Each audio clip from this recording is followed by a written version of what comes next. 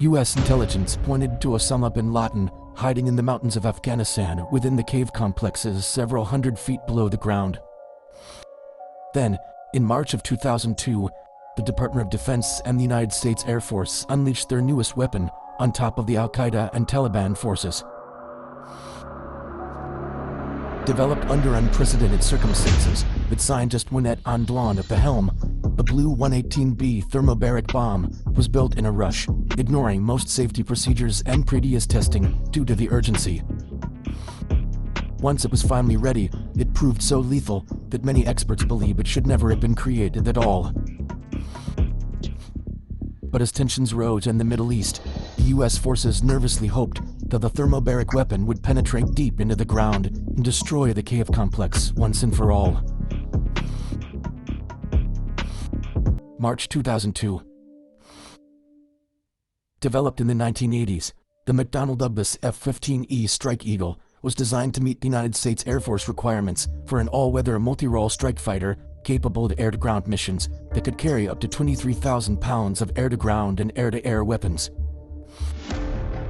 Going back to its introduction in 1988, the multi-role strike fighter has been at the center of every major conflict the U.S. has been involved with, from Desert Shield to Operation Inherent Resolve and many others. Then, on March 2, 2002, in an undisclosed location near or around Afghanistan, a single F-15E Strike Eagle belonging to the 335th Fighter Squadron Chiefs from the 4th Fighter Wings took off from the Shanakot Mountains near the country's eastern border. Hanging from its racks, the Strike Eagle carried the first operational BLU-118B Thermobaric Bomb, the United States' newest anti-terrorist weapon. The aircraft was taking part in Operation Anaconda, a joint military operation between the CIA paramilitary officers and several allies attempting to destroy Al-Qaeda and Taliban forces. Mission soldiers had found a tactically significant cave complex that, according to then Chairman of the Joint Chiefs of Staff, General Richard Myers, was crowded with essential enemy personnel. Tagged with a targeting laser, the F-15's computer carefully calculated the height, speed, and range, and released the weapon directly towards the tunnel complex's entrance, set near a house-like structure. As the bomb's fins and airfoils twisted and tweaked, the free-falling weapon set course to the ground, right to the end of the aircraft's laser beam. However, the bomb missed the target, and even though the details are classified, the Pentagon did announce that the bomb missed the cave because it detonated early, wasting all of its earth-shuddering energy above ground. Still, to the bomb's maker, the actual explosion was all that mattered. Thermobaric weapon.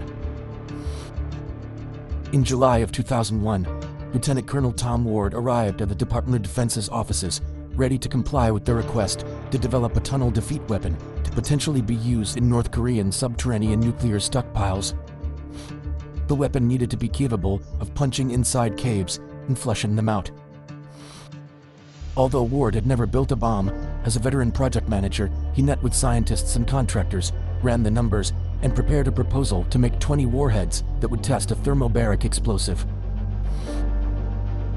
According to the mapped-out schedule, the project would cost around $67 million and take about 3 years. Less than 2 months later, everything changed with the 9/11 terrorist attack, including the objectives of the Defense Threat Reduction Agency, as it was now thrust into a leading role in the new and uncertain war on terrorism. Ward's thermobaric weapon was urgently needed, and he looked for available parts to create the new bomb, choosing the BLU-109 casing penetrator.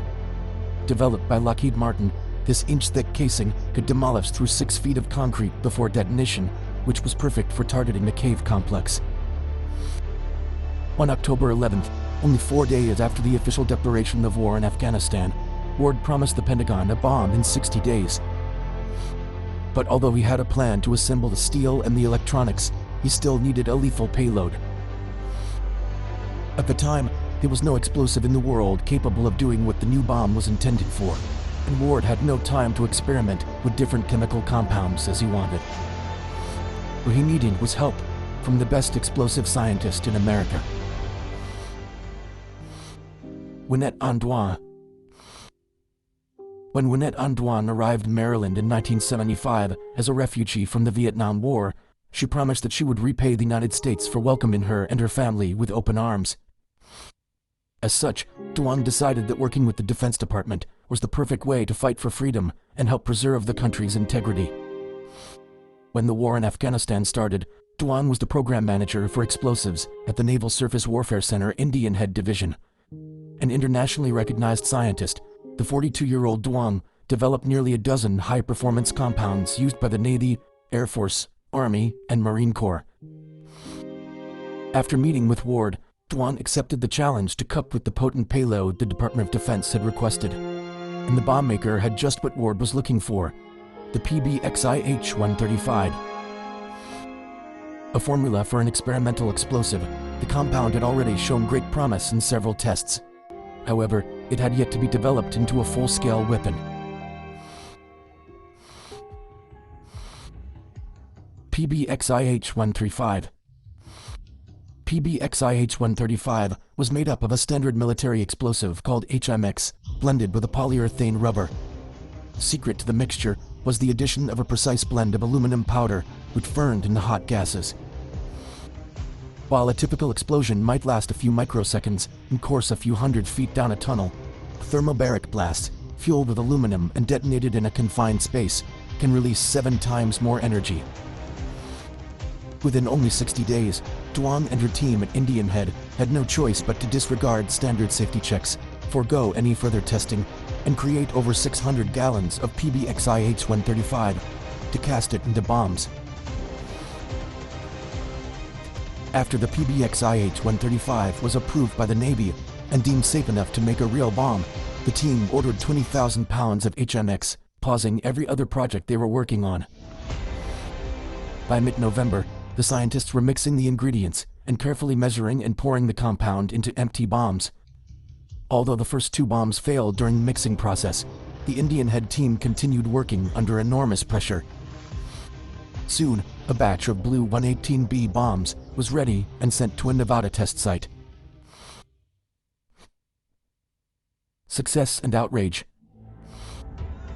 By December 14th, the day of the first official test, the urgent need for the bomb had turned into desperation, as intelligence sources suggested that Al-Qaeda founder Osama bin Laden was stationed in an underground compound in the Tora Bora region. As the bomb fell from 9,000 feet, Duan watched from a control room filled with television screens, analyzing the cave target both inside and out. While the final results took days to calculate, the conclusion was remarkable and unambiguous. The thermobaric weapon was a success. A week later, when the Pentagon released a videotape of the December 14th test and aired it on national networks, the world found out what the Indian Head scientists had been up to for the past 2.5 months. While the team of scientists was hailed by the nation as high-tech warriors, the international community was outraged, calling it a weapon of mass destruction, especially as some confused its name with napalm, due to a similar designation used in the Vietnam War. Criticism caught the Pentagon and Duan off guard, and Lieutenant Ward and the Defense Threat Reduction Agency were forced to issue a press release, assuring the world that BLU-118B was not nearly as lethal as its most ardent critics claimed, and confirmed that it did not violate any international treaties. A missed opportunity. After the bomb was dropped on March 2, 2002, and missed its target, 4th Fighter Wing pilot Captain Randall Haskin recalled the reasons for the bomb's failed delivery in an interview with the Aviation Geek Club. According to the pilot, there was always a 50% chance the delivery would not work.